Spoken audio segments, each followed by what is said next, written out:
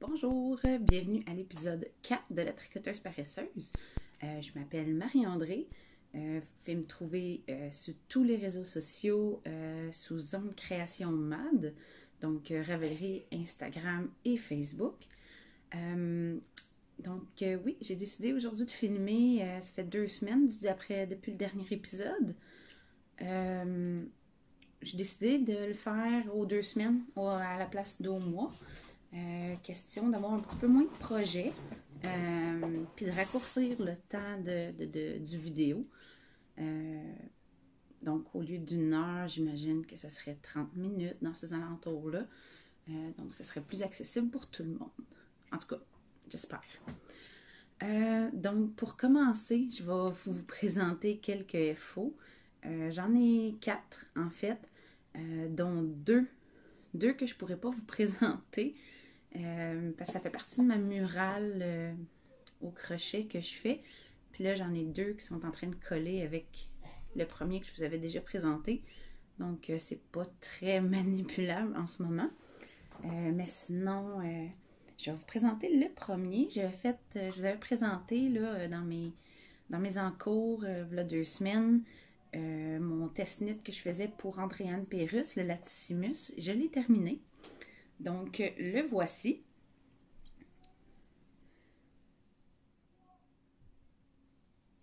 Donc, je l'adore, vraiment. C'est mon 2e châle que je fais de ma vie. Donc, le premier de ce format-là. Donc, on commence ici au centre avec les augmentations là, à tous les rangs. Donc, on les voit, là, les augmentations, ils se trouvent à être toujours ici. Où est-ce que toutes les rangées de jetés. Comme je vous avais dit la dernière fois, il est très... toute la portion ici, c'est très intuitif. Ça se fait super bien sans nécessairement tout le temps regarder son patron. J'avais pas encore commencé la dentelle la dernière fois. Donc, je vous la présente.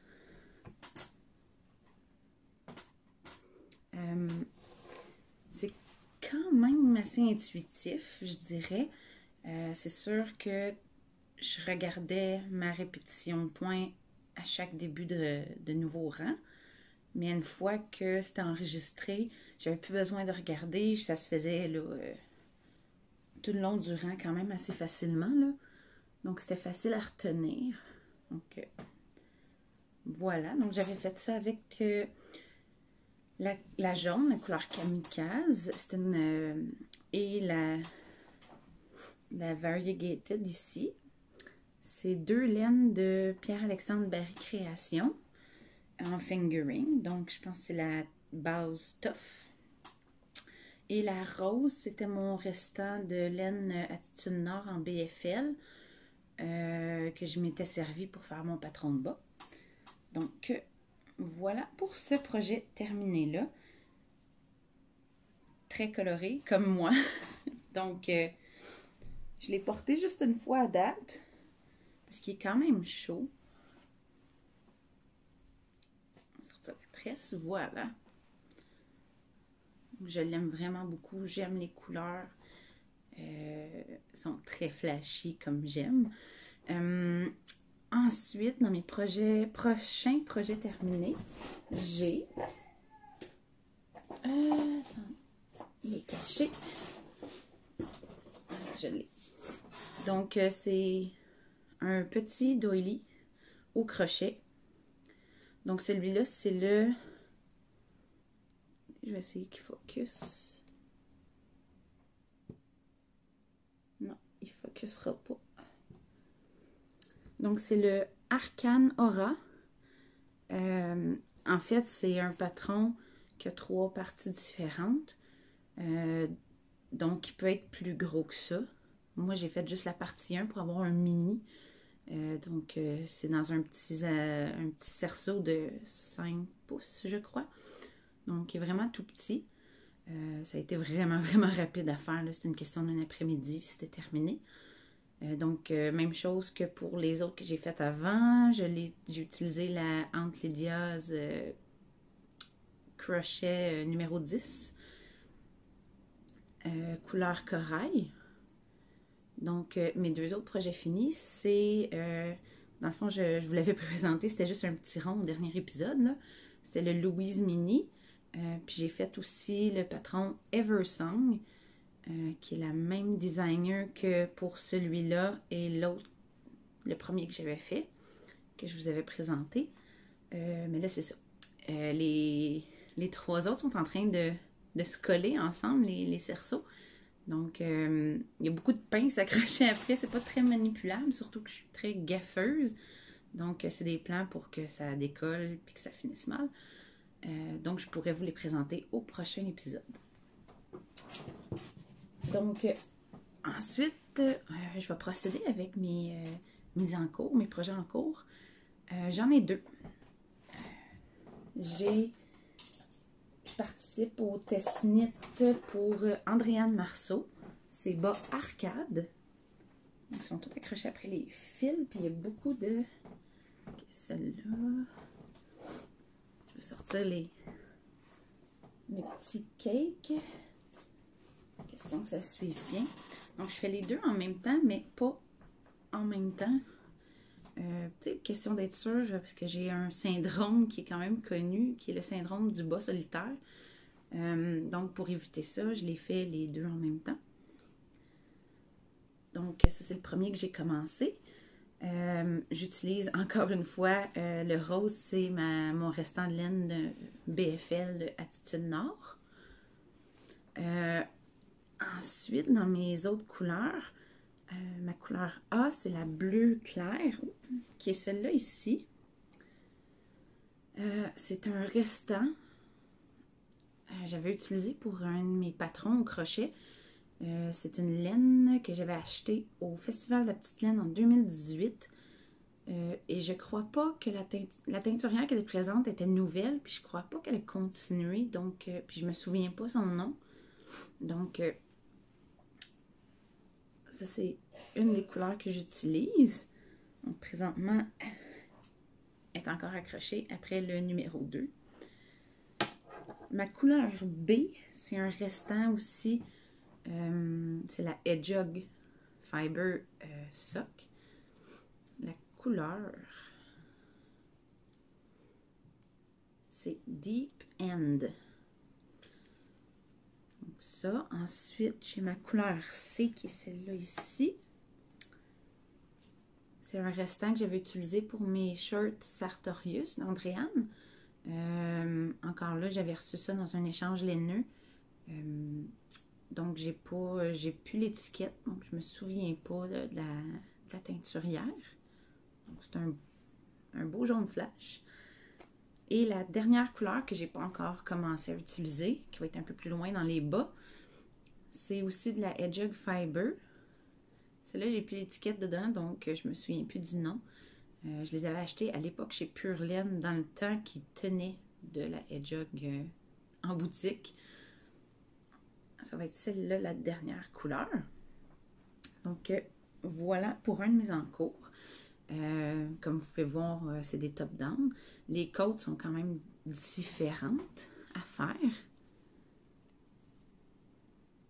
Je vais vous montrer. Il n'y en a pas beaucoup. Puis c'est ça, ils ont un look quand même différent que j'aime bien. Puis au niveau là, du patron, c'est vraiment intuitif. Très, très, très. C'est facile à retenir. C'est une répétition de 4 ans. C'est de la mosaïque. C'est pas du jacquard. Donc, c'est vraiment facile à faire. Il n'y a pas de float. Il n'y a pas de...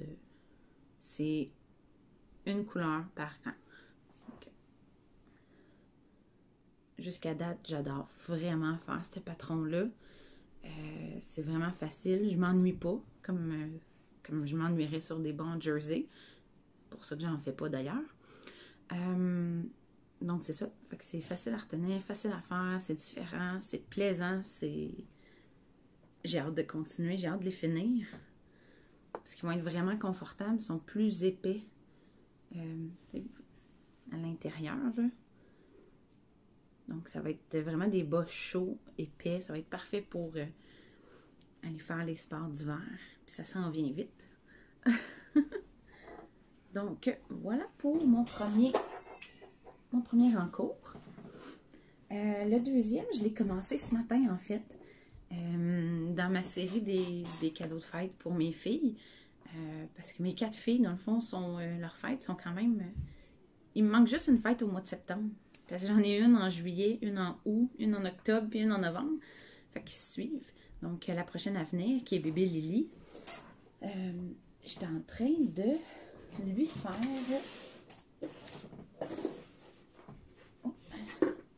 J'ai vraiment commencé, là. Fait que c'est juste un tout petit rond au crochet. J'ai commencé le Dirk the Dragon, qui est aussi un patron de Lali Lala. Ça va être mon 3e, que je fais encore une fois avec la Knitpicks palette. Donc, pour la tête, le visage, j'utilise la couleur crème. Le dragon, en tant que tel, lui, il va être la couleur tranquille, qui est un genre de petit un turquoise, là. Puis, les petits détails, là, tu sais, je pense que ça va être juste au niveau des bras, là. Ça va être la couleur fuchsia. C'est pour rajouter une petite touche de féminité, là, sur un petit dragon. Donc, ça va être à venir.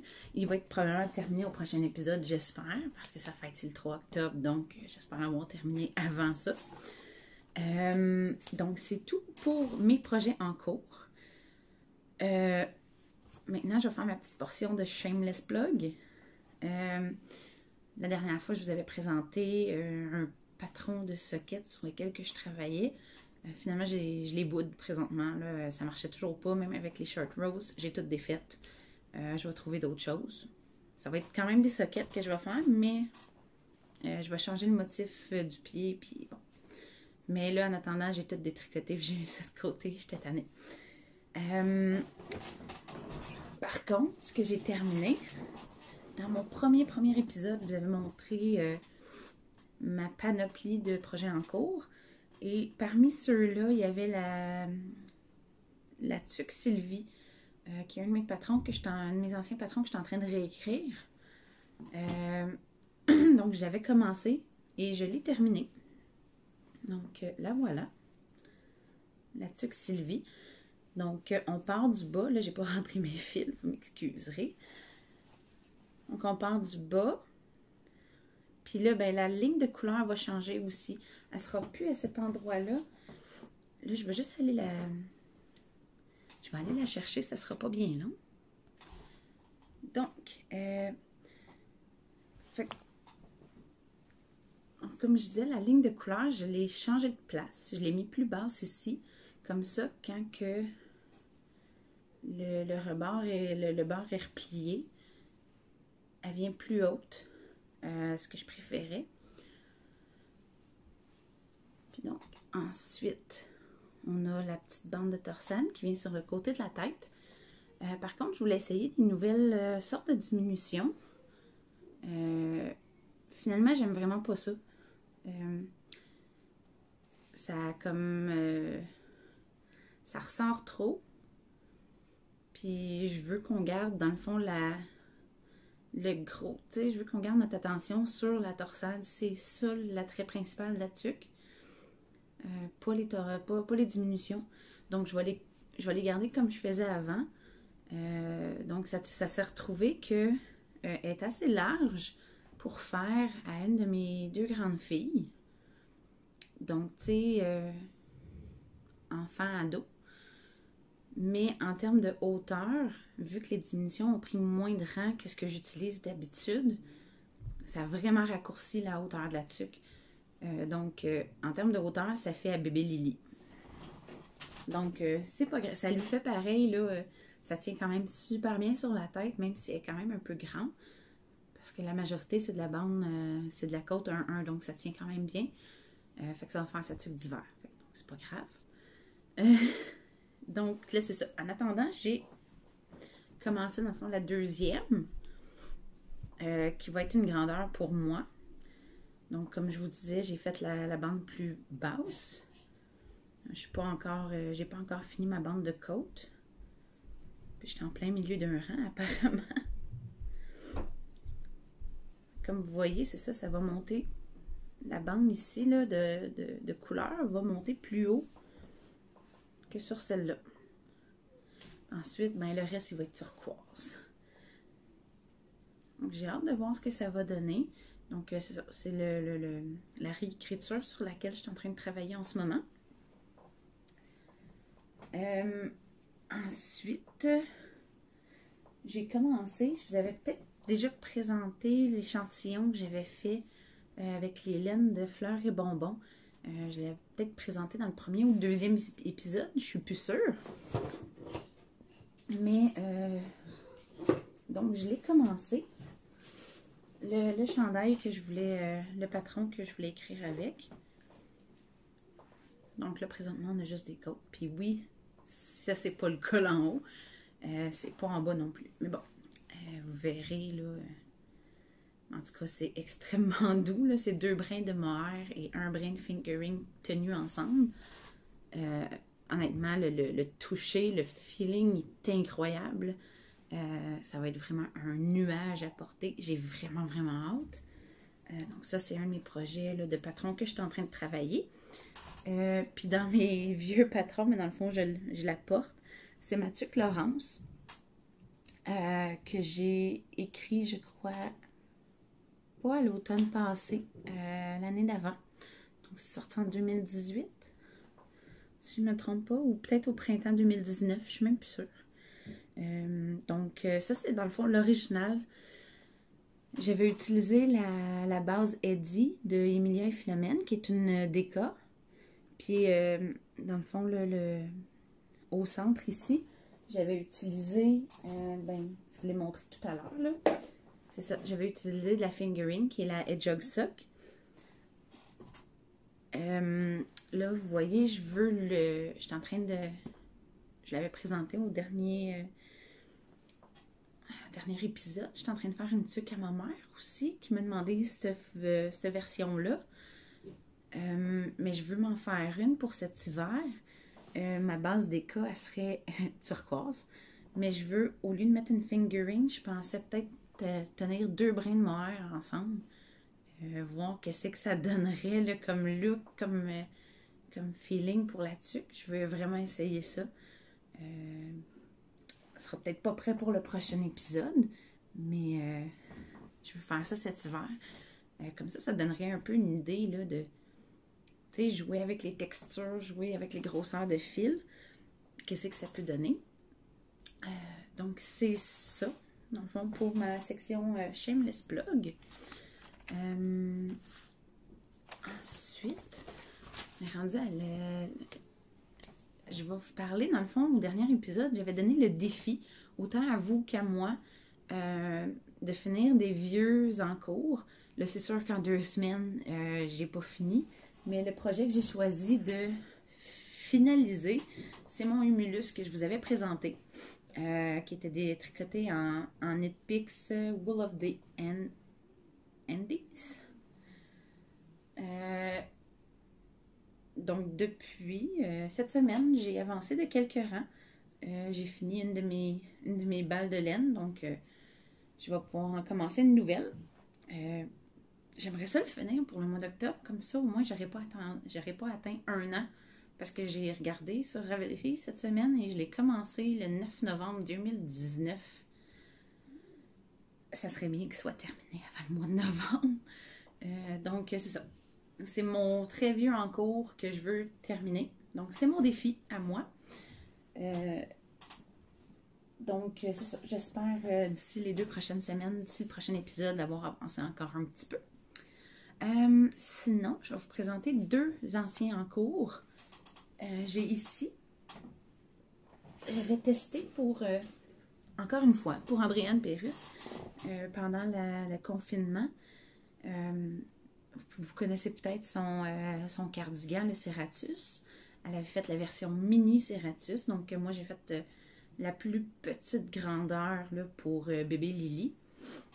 Donc, le voilà. En arrière, le petit détail sur le côté ici. Donc, je l'avais faite, j'avais utilisé pour ça la Sarah et la Léona de Emilia et Philomène, qui est une fingering et un mohair. Par contre, puisque c'est un test, on s'est rendu compte que les diminutions au niveau du bras faisaient que le poignet était beaucoup trop petit. Donc, elle n'a pas porté longtemps parce qu'elle était déjà très serrée. Finalement, dans le patron, ça a été... toutes les diminutions de la manche ont été retirées. Donc, il n'y en a plus. Donc, je pourrais lui en refaire un nouveau à sa nouvelle grandeur en ce moment.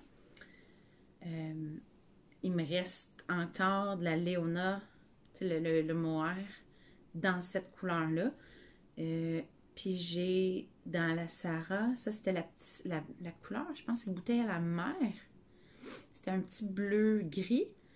Ben, j'ai encore un écheveau de Sarah en comme un bleu, un gris vert.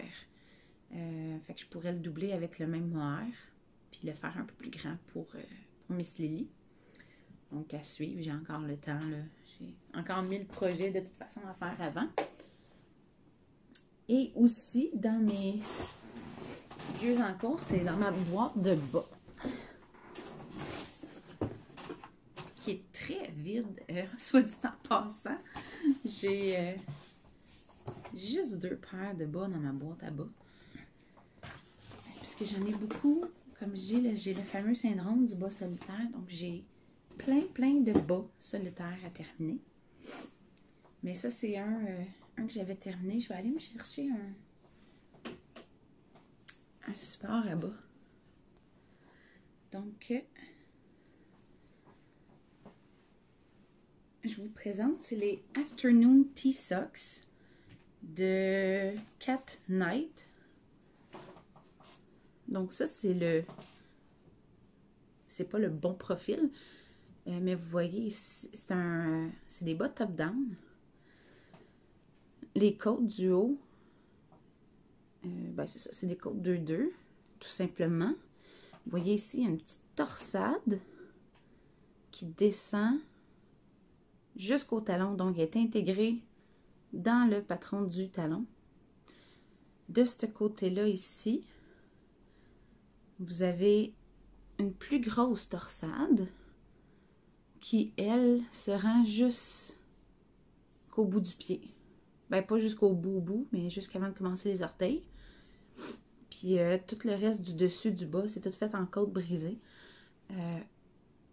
C'était tellement le fun à faire. J'ai adoré ça. C'est sûr, il y a de la torsade. J'adore les torsades. J'en mettrais partout. C'est tellement beau, c'est tellement fun à faire. Puis j'ai hâte de pouvoir les porter. Donc ça va aller à Noël, ça va être mon petit cadeau. Je les ai faites en utilisant de la fingering de Cactus Yarn Studio. Je me souviens plus de la couleur. Je les avais achetés pour écrire un patron. Puis finalement, cet écheveau-là, je ne l'avais pas utilisé. Donc je l'ai utilisé pour cette paire de bas-là. Les Afternoon Tea Socks, qui sont vraiment le fun à faire. C'est un patron payant, mais ça vaut la peine. C'est plusieurs chartes à suivre, mais ça se fait bien. C'est vraiment pas intuitif. Il faut vraiment suivre, regarder là, rang par, ben, tour par tour. Mais honnêtement, ça se fait vraiment super bien. Puis mis à part ça, je voulais peut-être vous parler de... j'ai fait une découverte aujourd'hui en feuilletant là, mon Facebook. Je suis tombée sur un post de quelqu'un dans le groupe Vive la laine qui présentait des pompons. Fait que je suis allée fouiner sur le site internet. Donc, la compagnie s'appelle Humana Lana. Je suis allée fureter. C'est sûr, je vais m'acheter de ces pompons.